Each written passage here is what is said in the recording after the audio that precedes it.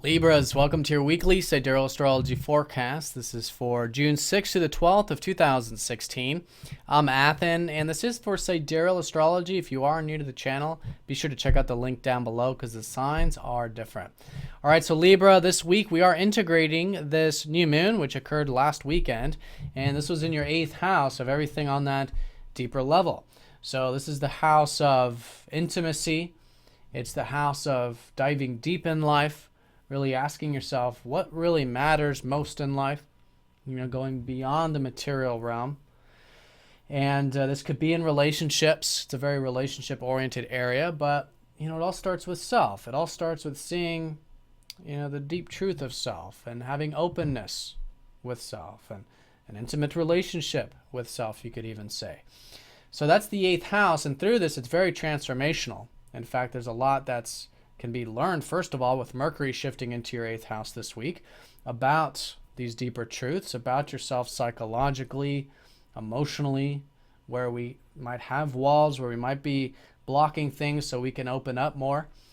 And after opening up, it's about acceptance. So within self, we open up, we see the deep truths, we go as deep as we are wanting to or are willing to.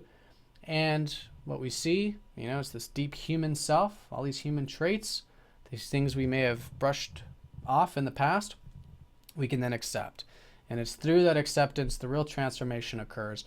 And that can liberate you. It's very freeing in nature and help you really establish those deeper truths and those deep meanings in your life.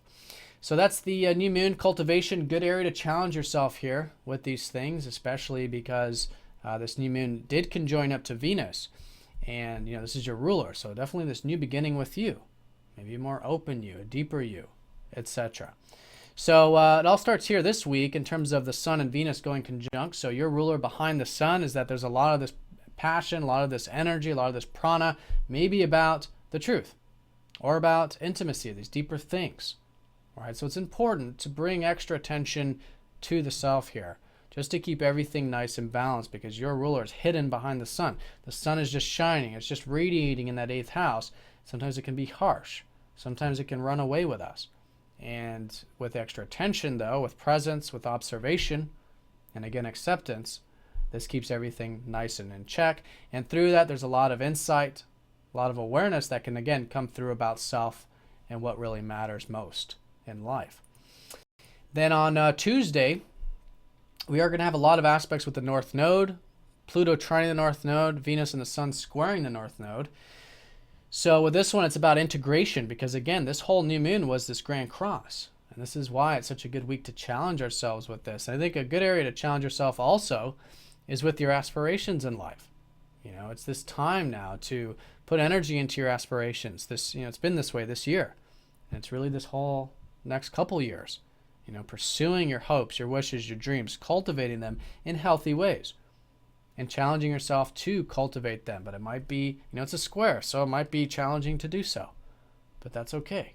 These are the times when great things are built in our life, and there's opportunities. There's Jupiter there in the 11th house. There's opportunities coming in to cultivate your aspirations. On another level, for some of you, it could have to do with groups or community things or friends, if that's the case. Challenging that area as well, and really all in all, just being open to learning, because the North Node, it's new, it's different, it's supposed to be fresh. It's not supposed to be figured out. It's about the process. So inquisitiveness, just go into your 11th house of aspirations, and for some of you group stuff, with an open mind. Try new things, experiment, be flexible, and I think that'll help integrate this as well. Now, I want to mention too, Mercury is actually shifting into your 8th this week, so I think your mind has been a lot on perhaps relationships, interpersonal things, cooperation. You'll probably notice this shift this early part of the week, going more towards thinking about and figuring out more about those deeper truths. Now on Wednesday, we do have Mercury sextile and Chiron, so there's some healing with that, which could be good. Some healing, some rejuvenation with those deeper aspects of life, maybe even in regards to your work or your routine or your health when it comes to your regimens. Could be healing. And Mars starts to trine up to Chiron going towards the weekend. So here, Mars is in your 1st house. You guys are really reflecting on your independence, your masculine side, your direct energy, how you can cultivate the things you desire in life, pursue them, right? But it's all reflective in that retrograde. So you guys are going to be learning a lot about yourselves here and what really motivates you in life, what even motivates you in relationships, I feel like, too. And then at the end of the month, he goes direct, and you'll be able to apply a lot of these things you learned. So this week, still learning about self, learning about what drives you, motivates you, learning about relationships. What are your desires? How can you cultivate them? And that can be very healing, because that triumph to Chiron is this sort of rejuvenation, this freshness about it, and perhaps an increase of confidence and momentum in a sense. Now, as we go into the rest of the week, we do have that Mars opposing up to Mercury. So we do want to keep everything balanced this week in regards to self, right? The drives and all this. Obviously very important to have independence in life, but we want to make sure it's not running away with us with any oppositions. We don't want to go just too far into the self. So awareness of that can keep it in check.